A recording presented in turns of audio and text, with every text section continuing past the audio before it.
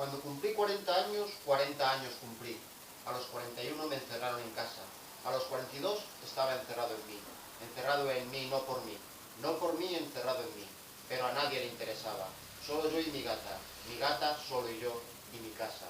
¿Has bebido cerveza?, me decía al regresar de la nada. Se acurrucaba a lo largo de mi pierna, ronroneando sin importarle los detalles del cepo que me apesaba. Era un cepo pesado, mordía hasta el hueso, pero yo no lloraba. Porque al fin y al cabo, cuando cumplí 40 años cumplí. A los 41 me encerraron en casa. A los 42 estaba encerrado en mí. Todos los muertos que suben al cielo mean. Son los días lluviosos de días torrenciales. Si fueran billetes, otro ambiente habría en las calles. Mean, nos mantienen regados, como a la flor y a la mandrágora, que crecen del barro, para que exista el césped y el campo. Pero es la ciudad y los muertos nos mean, desde las nubes, son empleados del arpa y del mear. Dios sí que sabe de contratos. En la tierra de otras cosas sabemos, de estatuas en piedra marcando los pasos, rítmicos, seguros, camino del infierno, caliente meada que resbala por la cara que tiembla expectante de lo nuevo, barro sin costilla y sin huesos, molde vacío, orinal, orín de los muertos, ciudad que forman las venas expectantes del tacto, piel del lobo, centellada del cordero, cuerpo abierto al hoy, al mañana, a cualquier asidero.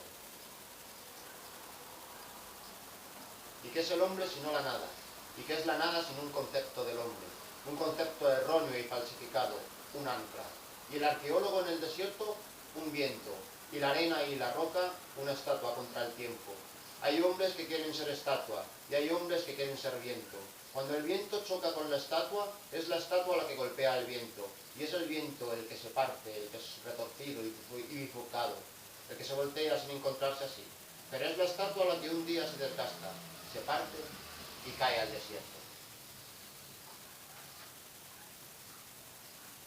Con una sierra mecánica, delicia del mundo, se cumplirían mis sueños, mis deseos desnudos, sin su alma cárnica, ni su alma de nudos. Solo el corte al alza de una carne magra y mi cuerpo desnudo. Soy Daniel N. Serrano, Canichu. Después de 4 años y un mes, me siento capaz de volver a recitar con nuevos